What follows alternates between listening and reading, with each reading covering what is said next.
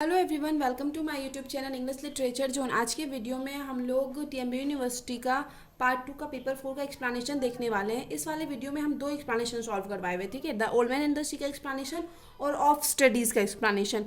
बाकी जो है दूसरे वीडियो में हम सॉल्व करवाएंगे, जिसमें कि प्राइड एंड प्रेजुडाइज का एक्सप्लेनेशन होगा पेपर 4 का, और फिर द मेयर ऑफ कास्टरविल्स का एक्सप्लेनेशन होगा, जिसमें कि सेम हम बता देंगे कि स्टार्टिंग में कैसे शुरुआत करना है, कोई भी एक्सप्लेनेशन आ जाए, और बीच में आपको खुद का कंटेंट लिखना होगा, और एंड कैसे करना है ये बता देंगे, ठीक है। तो उसी तरीके से लिखेंगे। अभी एक अपलोड कर रहे हैं टेलीग्राम पे, हम दोनों ऑलरेडी अपलोड कर चुके हैं। और तो अभी हम जो वीडियो अपलोड करेंगे उसका नोट्स भी, और जो मतलब नहीं अपलोड करेंगे, जो शाम जिसका वीडियो शाम तक आएगा, मे बी नाइट तक 8-9 बजे तक, तो वो भी ऑलरेडी हम अपलोड कर चुके हैं टेलीग्राम पे। वहाँ से आप देख सकते हो, मतलब एक्सप्लेनेशन का भी, लेकिन वीडियो 8-9 बजे तक आएगा। तो शुरू करते हैं, ठीक है। और कोई डाउट है तो आप इंस्टाग्राम पे टेक्स्ट कर सकते हो। तो शुरू करते हैं। Thank god they are not age, तो ये वाला लाइन आया गया है, तो इसका देखते हैं। तो सबसे पहले स्टार्टिंग करेंगे। This lines have been taken from Ernest Hemingway's novel The old man and the Sea. The old man and the Sea से ली गई ये line. It was written in 1951 and published in 1952। It is, इसको लिखा गया था 1951 में और पब्लिश किया गया 1952 में। It is considered as one of the best novel of Hemingway. Hemingway का one of the best novel इसको माना जाता है। The novel is about an old man. The novel जो है एक बूढ़े व्यक्ति के बारे में है, ओल्ड फिशरमैन के बारे में है, सैंटियागो जिसका नाम है, who fail to catch any fish, जो कि फेल होता है कोई भी फिश पकड़ने में, फॉर द लास्ट 84 डेज, मतलब लास्ट 84 डेज से वो कोई फिश नहीं पकड़ पा रहा है। फिशरमैन है लेकिन कोई मछली नहीं पकड़ पा रहा है। दाव, हालांकि he is an able fisherman, हालांकि वो एक योग्य फिशरमैन है, but he is not lucky, लेकिन वह लकी नहीं है। He has been called a शलाऊ, उसको शलाऊ कहा गया है। It is the worst form of unfortunate, मतलब एक किसी के मतलब भाग्य का बुरा होने का सबसे वर्स्ट फॉर्म जो होता है ना, वो माना गया है। इस ओल्ड फिशरमैन को शलाऊ कहा गया है। इस ओल्ड फिशरमैन के लिए ये वर्ड यूज़ किया गया है, जिसका कि मीनिंग होता है the worst form of unfortunate, ठीक है, क्योंकि 84 डेज से फिशिंग नहीं कर पा रहा है, कोई मछली नहीं पकड़ पा रहा है। The novel was also awarded with Pulitzer prize. Novel को पुलिट्जर प्राइज मिला है फॉर फिक्शन, फिक्शन के लिए। The novel mainly elaborates, novel जो है एलॉबरेट व्याख्या करता है the bond between man and nature, man और नेचर के बीच के संबंध को दिखाता है, इंसान और नेचर, प्रकृति के बीच के संबंध को। This novel mainly shows us, this novel जो है ये मेनली हम लोग को मेनली दिखाता है द पेशेंस, धैर्य एंड करेज और साहस ऑफ द ओल्ड फिशरमैन, बूढ़े फिशरमैन के, when he struggle with the monster fish marlin, जब वो बड़े फिश, जो बूढ़ा फिशरमैन है, जब वो बड़े फिश मार्लिन के साथ स्ट्रगल कर रहा था, उस चीज़ के स्ट्रगल को दिखाता है, ठीक है। ये लाइन कोई भी एक्सप्लेनेशन आ जाए, ये लाइन हमेशा सेम रहेगी अगर वो explanation the old man and the Sea से आया है तो। अब आगे देखते हैं, जो आगे है बीच में जो लिखना है वो हम लिखे हुए हैं। इन दिस नॉवेल, इस नॉवल में, this lines had been said by Santiago, ये लाइन जो है सैंटियागो द्वारा कही गई थी, and Santiago and old fisherman के द्वारा। Santiago uses this lines for marlin, Santiago इस लाइन का यूज़ करता है मार्लिन के लिए। ऑन द 85th डे, मतलब 85th डे जब था, आफ्टर ए ग्रेट स्ट्रगल, बहुत ज़्यादा स्ट्रगल करने के बाद, ही सक्सेड इन हार्पूनिंग 18 फुट फिश, मतलब वो सक्सेस हो जाता है 18 फुट के फिश को पकड़ने में, नेम्ड मार्लिन, जिसका कि नाम है मार्लिन।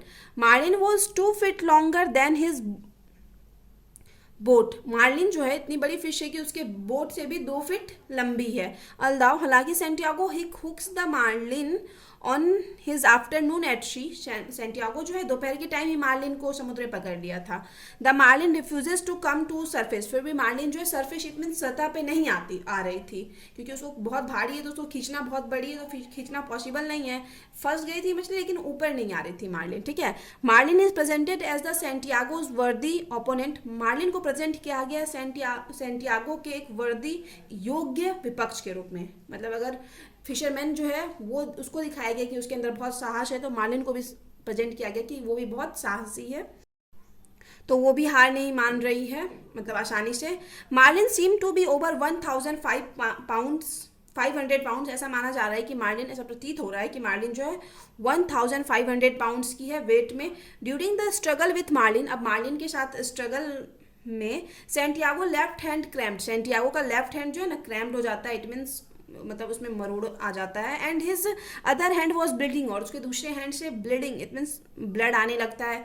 ही डिप्ड हिज ब्लीडिंग हैंड, और वो ब्लड आने वाले हाथ को वो डिप्ड यानी डुबाता है, डुबोता है इन वाटर, पानी में, so that he heeled in salt water. It mean समुद्र के पानी में अपने वो कटे हुए हैंड को डुबाता है ताकि क्या हो कि साल्ट की वजह से उसका घाव जो है सही हो पाए, जो कट का निशान है वो ठीक हो पाए, ठीक है, ब्लड आना बंद हो पाए। फिर आगे है, अब जो एंड वाला है तो एंड वाला सेम नहीं लिखना है, स्पेशल हम इस मतलब जो लाइन है उसके हिसाब से इसका एंड रेडी किए हुए हैं, ठीक है।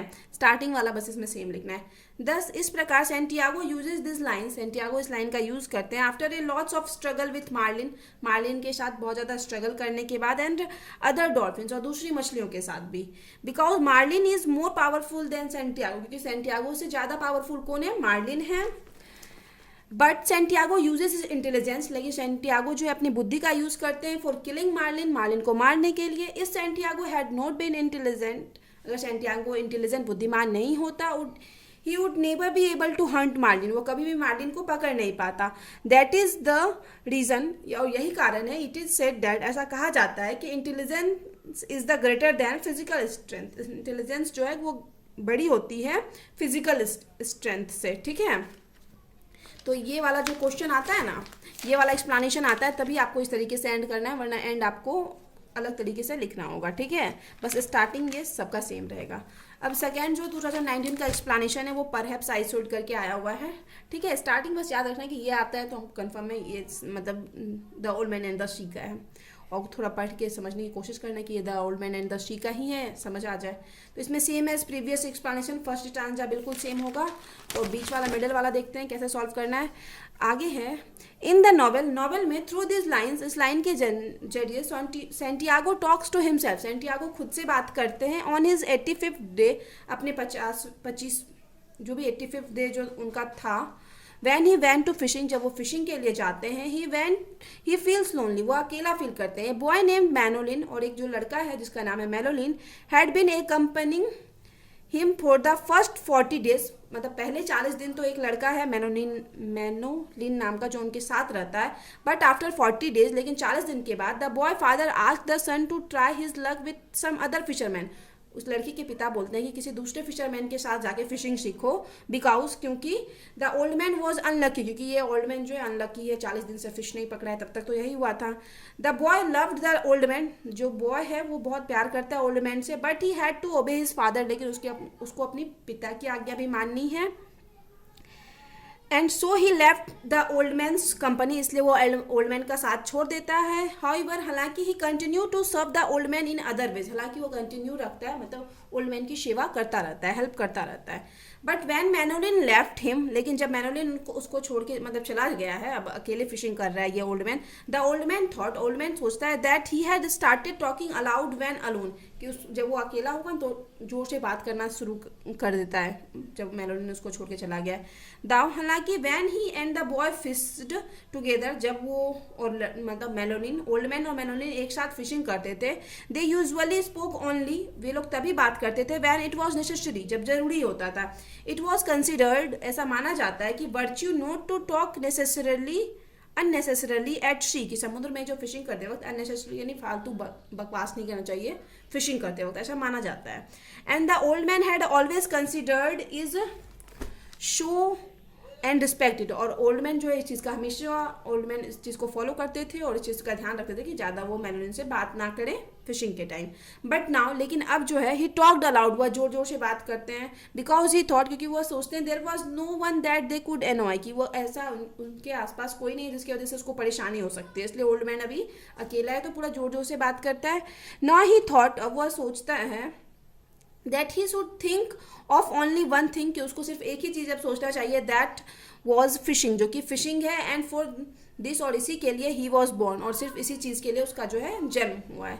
अब आगे है 10 इस प्रकार, थ्रू दिस लाइन्स, इस लाइन के जरिए the poet represent Santiago as skilled fisherman, Santiago को एक मतलब काफ़ी अच्छा फिशरमैन के रूप में दिखाया गया है, कि जिसके पास काफ़ी अच्छा स्किल है फिशिंग का, बिकॉज क्योंकि ओनली ए स्किलफुल मैन, क्योंकि जो स्किलफुल मैन होता है जिसके अंदर कुछ अच्छा करने का स्किल होता है, टैलेंट होता है, वर्क्स मिरेकल्स, वही चमत्कार कर सकता है। मतलब 18 फीट की फिश को पकड़ के ले आना तो चमत्कार जैसा ही था सबके लिए, तो ये वही चमत्कार कर सकता है।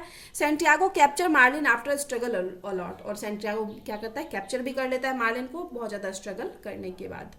अब ये हो गया the old man and the she. अब हम लोग ऑफ स्टडीज़ का देखेंगे एक्सप्लेनेशन। रीडिंग ऑफ स्टडीज़ में जो 2019 में आया था वो आया था रीडिंग में के थे फुल मैन। तो अगर रीडिंग से रिलेटेड आता है ना एक्सप्लेनेशन, स्टडीज से रिलेटेड आता है तो वो आप सेम लिख सकते हो बिल्कुल, ठीक है। स्टडीज से रिलेटेड आता है तो एक्सप्लेनेशन अब शुरू करते हैं। This lines have been taken from Francis Bacon essay of studies. ये जो लाइन है फ्रांसिस बैकन के एसे ऑफ स्टडीज से ली गई है। Bacon was known as leading English essayist. Bacon जो है मतलब महान English essayist, lawyer, statesman, historian, philosopher और चैंपियन के रूप में जाने जाते हैं ऑफ द मॉडर्न साइंस के।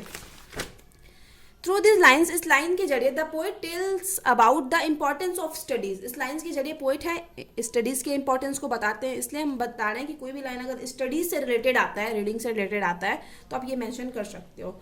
Bacon describe the 3 main purpose of the study. Bacon जो है स्टडी का 3 मेन पर्पस डिस्क्राइब किए हैं, व्याख्या किए हैं, उद्देश्य इंक्लूडिंग जिसमें शामिल है स्टडिंग फॉर गेनिंग डिलाइट, मतलब खुशी के लिए, मतलब स्टडी करना। Studies for ornamenting one's life, अपनी लाइफ को ऑर्नामेंट सजाने के लिए, बेहतर बनाने के लिए स्टडी करना। And studying in order to improve one's ability, और खुद की एबिलिटी, योग्यता को बढ़ाने के लिए स्टडी करना, ठीक है। He does not only talk about bookish knowledge, वो सिर्फ बुक के नॉलेज के बारे में बात नहीं करते, but also demonstrate the importance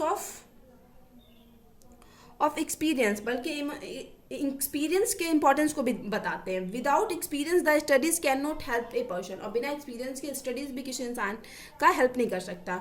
through this lines, इस लाइन के जरिए the poet tell us importance of reading, reading के इंपॉर्टेंस को बताते हैं। कॉन्फ्रेंस, इट मीन्स जो किसी से बात करते हैं उस चीज़ के इंपॉर्टेंस को बताते हैं। And writing in human life में इन तीनों के इंपॉर्टेंस को बताते हैं। First poet talks about reading, पहले पोएट रीडिंग के बारे में बात करते हैं। We should always read a book in our free time, हम लोग को अपने फ्री टाइम में बुक को रीड जरूर करना चाहिए। At least 1 hour in a day, और कम से कम तो दिन में 1 घंटा। Book are the store house of human knowledge, मानव ज्ञान का एक store house, it means store house, भंडार है जो बुक है। एंड विजडम, और बुद्धि का, जो मानव ज्ञान का और बुद्धि का भंडार है जो बुक है। The man who never open a book, जो इंसान जो कभी बुक ओपन नहीं किया, has a comparatively empty mind, उसका कॉम्परेटिवली इट मीन्स अपेक्षाकृत क्या होता है, खाली दिमाग होता है। बट हु, लेकिन जो रीड बुक वाइडली, जो कि बहुत बड़े मतलब बुक पढ़ता है ज़्यादातर, एंड जुडिशली, विवेकपूर्ण तरीके से, हैज़ ए फुल माइंड, उसका माइंड विवेकपूर्ण, मतलब उसका माइंड क्या होता है, फुल होता है, नॉलेज से भरा पड़ा होता है।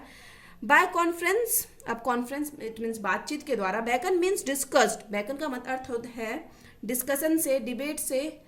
To be a good debater, एक अच्छे डिबेटर होने के लिए one must have a quick and ready mind, एक इंसान का क्या होना चाहिए, क्विक, तेज और रेडी माइंड होना चाहिए, ठीक है। He must be able to see a point quickly, उसमें क्या होना चाहिए, कोई भी पॉइंट को तुरंत नोटिस कर सके। टू थिंक क्विकली, और उस पॉइंट पे तुरंत सोच सके। And to have a quick reply, और उसी का रिप्लाई भी, जवाब भी तुरंत दे सके।